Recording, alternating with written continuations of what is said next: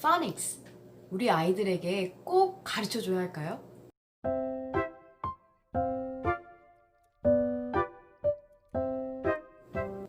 phonics는요, 반드시 가르쳐 줘야 하는 필수는 아닙니다. 선택해서 가르쳐 주면 좋은 경우도 있어요. 그러면 우선 phonics가 뭔지, 그리고 필수는 아니라고 했는데 그럼 언제 어느 상황에 있는 아이들에게는 가르쳐 주면 좋은지에 대해서 말씀드리도록 하겠습니다. 우선 phonics의 개념에 대해서 먼저 말씀을 드리면요, phonics는 이제 영어를 모국어로 쓰는 아이들이 아기 때부터 커오면서 많은 소리에 노출이 돼서 듣기도 가능하고 말하기도 가능한데, 이제 읽기, 책 읽기를 시작하기 전에 그 안에 나오는 단어를 읽는 그 규칙을 설명해 주는 것을 phonics라고 합니다. 뭐 A 하면은 이렇게 소리가 나고, 그래서 A apple, B 하면 banana 이렇게 하는 그 소리를 가르쳐 주는 것, 그걸 phonics라고 하는데요. phonics는 그러다 보니까 원어민들이 읽기 시작하기 전에 배운대. 그래서 우리 아이들 영어 가르쳐 줄 때 필수로 알파벳 가르쳐 주고 그리고 나서 phonics 가르쳐 줘야 되는 거 아닌가 하고 우리가 오해하기가 쉬워요. 그런데 제가 처음에 설명드렸다시피 영어권 아이들을 잘 보면요, 수많은 시간 동안 몇 년에 걸쳐서 태어났을 때부터 많은 양의 노출을 시켜서, 그리고 엄마가 책도 읽어주고 했겠죠. 읽는 것에도 노출이 돼 있고, 그리고 당연히 말이 다 트여져 있겠죠. 말까지 다 가능한 상태에서 아이들이 학교 들어가기 전에 책 읽기를 위해서 그 규칙이 이렇게 되는 거야 라고 소리의 규칙을 가르쳐 주는 겁니다. 그런데 우리나라 같은 경우에는 영어에 대한 소리에 충분한 노출이 없이 책 읽기도 아이가 전혀 하지 못하는 상태에서 영어를 시작할 때 알파벳 가르쳐주고 phonics를 해버리면 너무나 많은 시간이 걸리고, 그리고 아이들이 phonics 할 때 동안은 뭔가 배우는 듯 한데 시간이 조금만 지나가도, 한 달, 두 달만 지나가도 다 까먹는 것을 보실 수 있으세요. 왜냐하면 적합한 시기에 phonics를 하지 않았기 때문이에요. 그럼 언제가 적합할까요? 적합한 시기는요, 많이 소리를 이미 듣고 많이 소리를 먼저 들려주시고요. 그리고 책도 아이들이 볼 수 있게 집중 듣기라고 하죠. 아이 책에 대한 그 음원을 들으면서 아이가 소리를 짚어나가는 활동, 집중 듣기를 하면서 아이들이 한두 줄짜리의 아주 쉬운 책 정도는 스스로 충분히 읽을 수 있을 때, 그럴 때 phonics는 선택적으로 하셔도 되고 하지 않으셔도 됩니다. 그러면 어떤 책 정도를 말하는 건지, 어느 책 정도 수준을 읽으면 phonics를 해도 되는지 책을 한번 보여드릴게요. 자, 단어 수준도 어렵지 않고요. 한 줄짜리 아주 짧은 책이에요. 장수도 한 장, 두 장, 세 장, 네 장, 네 장짜리, 8페이지짜리 책이거든요. 네, 이거 중고로 산 책이라 이렇게 낙서가 좀 많이 돼 있죠. 네, 한번 제가 읽어볼까요? 어떤 정도 수준인지. Everyone went to the park.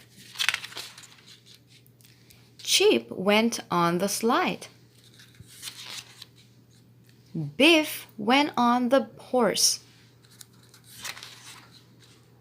Kipper went on the swing. Mom went on the seesaw. Floppy went to sleep. 지금 본 이런 정도의 수준의 책은 읽을 수 있을 때, 그럴 때 phonics가 의미가 있게 되는 겁니다. Biscuit and the nest. An egg fell from the nest. Get help, Biscuit. Woof! Biscuit went for help. The little girl saw the egg. She set the egg in the nest. You are the best pet, Biscuit. 자, 이 책도 굉장히 짧은 몇 페이지 안 되는 책이었죠?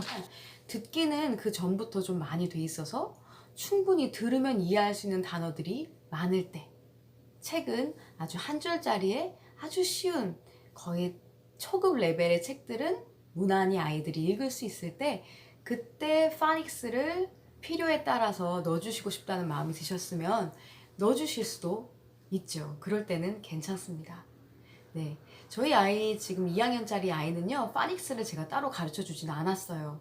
그런데 지금 이렇게 챕터북이거든요.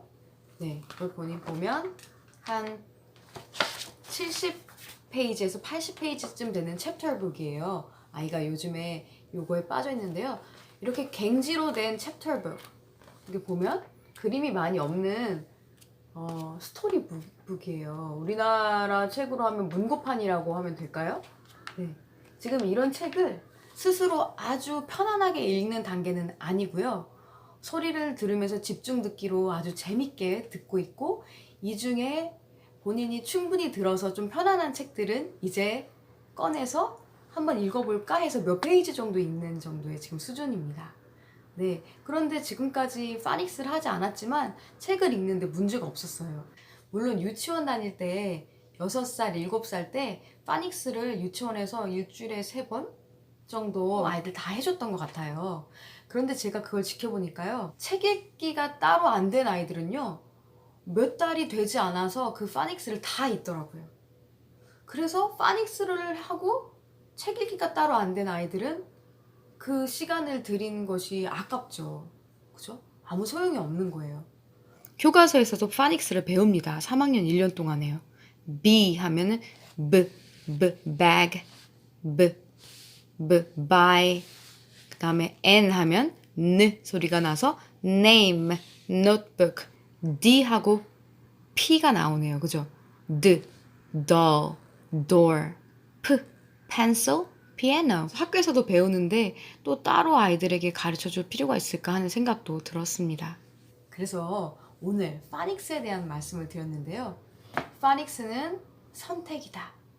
그런데 이 선택하는 시기도 중요한데 그 선택을 할 수 있는 시기는 아이의 듣기가 되어 있을 때, 아이를 충분히 엄마가 듣기로 노출시켜 주시고 계시는 상황, 그러면서 아이가 영어책에 대한 노출이 돼서 영어를 한 줄짜리 정도는 무난히 읽을 수 있는 상황일 때, 그때는 할 수도 있다라고 생각해 주시면 될 것 같습니다.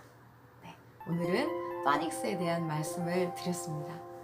네, 오늘 들어주셔서 감사하고요. 다음에도 또 여러분들께 도움되는 내용으로 찾아오도록 하겠습니다. 감사합니다. 안녕히 계세요. 바이.